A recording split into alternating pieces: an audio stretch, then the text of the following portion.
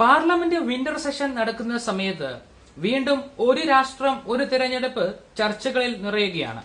മുൻ രാഷ്ട്രപതി രാംനാഥ് കോവിന്ദിന്റെ നേതൃത്വത്തിൽ പ്രവർത്തിക്കുന്ന കമ്മിറ്റിയാണ് ഈ വിഷയത്തെക്കുറിച്ച് പഠിക്കുവാനായി നിയോഗിക്കപ്പെട്ടിരിക്കുന്നത്.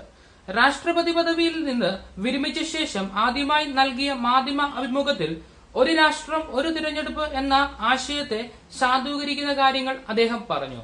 ഭരണനിർവഹണം മനസ്സിൽ കണ്ടാണ് ജനങ്ങൾ വോട്ട് ചെയ്യുന്നത്. തുടർച്ചയായ തിരഞ്ഞെടുപ്പുകൾ നടത്തുന്ന സർക്കാരിനെ കണ്ടല്ല വോട്ട് ചെയ്യുന്നത് എന്നാണ് അദ്ദേഹത്തിന്റെ അഭിപ്രായം.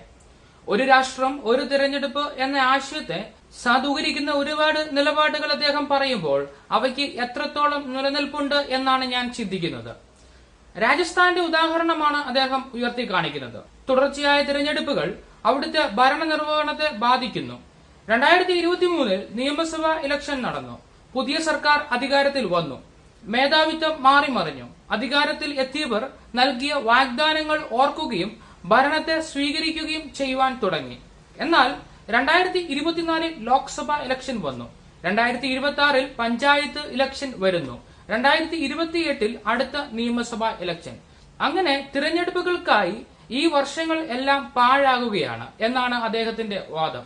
എന്നാൽ മുകളിൽ ഇരുന്ന് ഇതെല്ലാം കാണുന്നതുകൊണ്ടാണ് അദ്ദേഹത്തിന് ഇങ്ങനെ ചിന്തിക്കാൻ മാത്രം കഴിയുന്നത്. ജനങ്ങൾക്കിടയിലേക്ക് ഇറങ്ങുകയാണെങ്കിൽ, സാധാരണ മനുഷ്യനായി ജീവിക്കുവാൻ കഴിയുകയാണെങ്കിൽ മനസ്സിലാകും, ഓരോ വർഷങ്ങൾക്കും ഇടയിൽ 12 മാസം ഉണ്ട്, 365 ദിവസമുണ്ട്. പരമാവധി ഒരു മാസത്തെ ദൈർഘ്യത്തിൽ നടക്കുന്ന തിരഞ്ഞെടുപ്പ് പ്രക്രിയയ്ക്ക് ഓരോ വർഷവും പാഴാകുന്നു എന്ന് പറഞ്ഞാൽ എങ്ങനെയാണ് ശരിയാകുന്നത്? അതുമാത്രമല്ല, തിരഞ്ഞെടുപ്പ് എങ്ങനെയാണ് ഭരണനിർവഹണത്തെ തടസ്സപ്പെടുത്തുന്നത്? നിയമസഭയിലേക്ക് തിരഞ്ഞെടുക്കപ്പെട്ടവർ അവരുടെ ഉത്തരവാദിത്തങ്ങൾ ചെയ്യുക. തദ്ദേശ തിരഞ്ഞെടുപ്പുകളും ലോക്സഭാ തിരഞ്ഞെടുപ്പുകളിലും മത്സരിക്കുന്നത് അവരല്ലല്ലോ.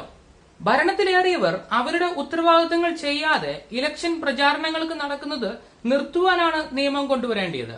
അവരുടെ ഉത്തരവാദിത്വം ഇല്ലായ്മ നിമിത്തം രാജ്യത്തെ ജനങ്ങളുടെ അവകാശം 5 വർഷത്തിൽ ഒരിക്കലേക്ക് മാത്രമാക്കുകയല്ല ചെയ്യേണ്ടത്.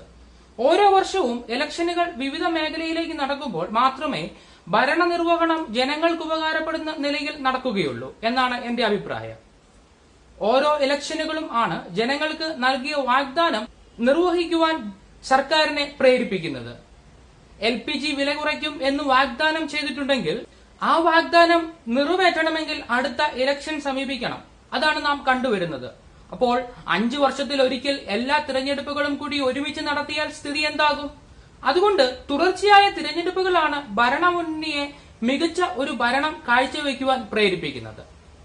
രണ്ടാമതായി അദ്ദേഹം പറഞ്ഞത് 1952 മുതൽ 1967 വരെയുള്ള കാലയളവിൽ ലോക്സഭയിലേക്കും വിധാൻസഭയിലേക്കുമുള്ള തിരഞ്ഞെടുപ്പുകൾ നടത്തിയിരുന്നത് ഒരുമിച്ചാണ്. അതിനുശേഷമാണ് സംവിധാനത്തിൽ മാറ്റം വന്നു തുടങ്ങിയത്. ഇന്ന് തുടർന്നു പോകുന്ന ശൈലിയിൽ ജനങ്ങൾക്ക് ഒരു തെറ്റിദ്ധാരണ ഉണ്ടെന്ന് അദ്ദേഹം പറഞ്ഞു. ഒന്നിലധികം തിരഞ്ഞെടുപ്പുകൾ ഭരണഘടന അനുവദിക്കുന്നു എന്ന തെറ്റിദ്ധാരണയാണ് ജനങ്ങൾക്കുള്ളതെന്നാണ് അദ്ദേഹം പറഞ്ഞത്.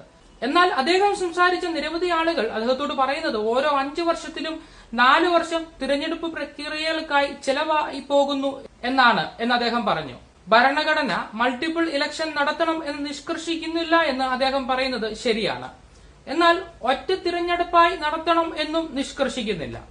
ഭരണഘടനയുടെ ഭാഗം 15 ആർട്ടിക്കിൾ 324 മുതൽ 329A വരെയാണ് ഇലക്ഷനുകളെ കുറിച്ച് എഴുതപ്പെട്ടിരിക്കുന്നത്. തിരഞ്ഞെടുപ്പ് കമ്മീഷൻ തിരഞ്ഞെടുപ്പ് നടത്തേണ്ട രീതികളെക്കുറിച്ചും ഓരോ ഇന്ത്യൻ പൗരനും തിരഞ്ഞെടുപ്പുകളിൽ പങ്കെടുക്കുവാനുള്ള അവകാശത്തെക്കുറിച്ചും ലോക്സഭാ നിയമസഭാ തിരഞ്ഞെടുപ്പുകളെക്കുറിച്ചും പ്രധാനമന്ത്രിയെയും സ്പീക്കറിനെയും നിയമിക്കുന്നതിനെക്കുറിച്ചും പറഞ്ഞിരിക്കുന്നു. ആർട്ടിക്കിൾ 327, 328 പാർലമെന്റിനും നിയമനിർമ്മാണ സഭയ്ക്കും തിരഞ്ഞെടുപ്പ് സംവിധാനത്തിൽ നടത്തുവാൻ കഴിയുന്ന പുനർക്രമീകരണത്തെക്കുറിച്ചും പറഞ്ഞിട്ടുണ്ട്.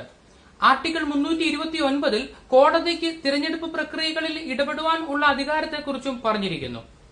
5 വർഷത്തിൽ 4 വർഷവും തിരഞ്ഞെടുപ്പുകൾക്കായി സമയം ചിലവാകുന്നു എന്ന് പറയുമ്പോൾ എത്ര ദിവസങ്ങൾ അതിനായി ചിലവാകുന്നു എന്ന് ചിന്തിക്കണം.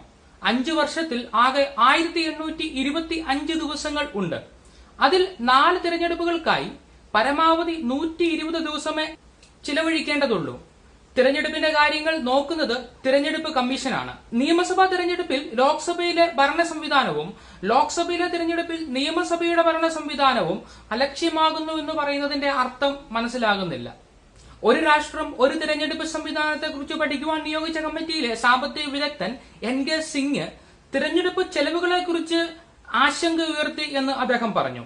നിലവിൽ തിരഞ്ഞെടുപ്പുകൾക്കായി 5 വർഷം കൊണ്ട് ചിലവാകുന്നത് 5 മുതൽ 5.5 ലക്ഷം കോടി രൂപയാണ്.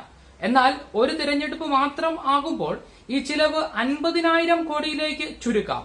ഈ സാമ്പത്തിക ലാഭം മൊത്ത ആഭ്യന്തര ഉൽപാദനത്തിന് ഗുണം ചെയ്യും. വ്യവസായങ്ങളുടെ വളർച്ചയ്ക്ക് ഈ പണം ഉപയോഗിക്കുവാൻ കഴിയും. 1 മുതൽ 1.5 വരെ GDP വളർച്ച ഇതുമൂലം ഉണ്ടാകും എന്നാണ് അദ്ദേഹത്തിന്റെ വാദം. തിരഞ്ഞെടുപ്പിനായി ചെലവഴിക്കുന്ന ഓരോ പണവും രാജ്യത്തെ സാധാരണക്കാരുടെ കൈകളിലേക്കാണ് എത്തുന്നത്. പ്രിന്റിംഗ് സ്ഥാപനങ്ങൾക്കും ടാക്സി ഡ്രൈവർമാർക്കും തെരഞ്ഞെടുപ്പ് പ്രക്രിയയ്ക്ക് സേവനം നൽകുന്ന തൊഴിലാളികൾക്കും എല്ലാം ഈ പണം വീതിച്ചു കിട്ടുന്നു. ആ പണം നഷ്ടമാവുകയല്ല സാധാരണക്കാരന്റെ കൈകളിൽ, എന്നാൽ ആ പണം വിപണിയിൽ എത്തുകയാണ്. എന്നാൽ ഈ വലിയ തുക വ്യവസായങ്ങളുടെ വളർച്ചയ്ക്കായി നിക്ഷേപിക്കുമ്പോൾ ഒരു സ്ഥലത്തെ ആളുകൾക്ക് മാത്രമേ അതിന്റെ ഗുണം ലഭിക്കുകയുള്ളൂ. രാജ്യത്ത് ചിലവാകുന്ന ഈ പണം ഏത് രീതിയിൽ ചെലവഴിച്ചാലും അത് മൊത്ത ആഭ്യന്തര ഉൽപാദനത്തിന് ഗുണം ചെയ്യും എന്നാണ് എന്റെ അഭിപ്രായം. അവസാനമായി അദ്ദേഹം പറഞ്ഞത്, ഒരു രാഷ്ട്രം ഒരു തിരഞ്ഞെടുപ്പ് BJPയുടെ മനസ്സിൽ ഉദിച്ച ഒരു ആശയം അല്ലെന്നാണ്. നമ്മുടെ സ്ഥാപിത പിതാക്കന്മാരുടെ കാഴ്ചപ്പാടാണ് ഇത്. എന്നാൽ 5 വർഷം തുടർച്ചയായി ഭരണം നടത്തുവാനും 5 വർഷത്തിൽ ഒരിക്കൽ മാത്രം തിരഞ്ഞെടുപ്പ് നടത്തുവാനുമുള്ള ഈ സംവിധാനം ഇല്ലായിരുന്നു. സർക്കാരാണ് ഈ കമ്മിറ്റിയെ നിയോഗിച്ചത്. ഈ റിപ്പോർട്ട് രാഷ്ട്രപതിക്ക് സമർപ്പിച്ചിരിക്കുകയാണ്. ഇത് ജനങ്ങൾക്ക് ചെയ്യുന്ന ഒരു വലിയ സേവനമായാണ് കണക്കാക്കുന്നത് എന്ന് മുൻ രാഷ്ട്രപതി പറഞ്ഞു. ഭരണഘടനയുടെ ആമുഖത്തിൽ നാം ഇന്ത്യയുടെ ജനങ്ങൾ എന്ന് പറയുമ്പോൾ തന്നെ നിരവധി കാര്യങ്ങൾക്ക് പരിഹാരം ആകുകയാണ്. നീതിയും അതിൽ ഉൾപ്പെടുന്നു. നിലവിലെ തിരഞ്ഞെടുപ്പ് സംവിധാനങ്ങളെ അതേപടി നിർത്തി ജനങ്ങൾക്ക് അനീതി ചെയ്യുന്നില്ല എന്ന് പറഞ്ഞ് അദ്ദേഹം അഭിമുഖം പൂർത്തീകരിച്ചു. ഇന്ത്യയുടെ സ്വാതന്ത്ര്യത്തിനായി പോരാട്ടം നയിച്ചവരെയും ഇന്ത്യയുടെ ഭരണ സംവിധാനം രൂപകൽപ്പന ചെയ്തവരെയും നാം ബഹുമാനിക്കുന്നു. അവരുടെ ആശയങ്ങളെയും ആദരിക്കുന്നു. എന്നാൽ നിലവിൽ പിന്തുടർന്നു പോരുന്ന തിരഞ്ഞെടുപ്പ് സംവിധാനം ജനങ്ങൾക്ക് ഉപകാരപ്രദമാകുന്നു എന്നതിനെയും ഭരണ സംവിധാനത്തെ കാര്യക്ഷമമാക്കുന്നു എന്നിരിക്കെയും നമ്മുടെ അഭിപ്രായം രേഖപ്പെടുത്തുവാൻ ഉള്ള സ്വാതന്ത്ര്യം നമുക്കുണ്ട്.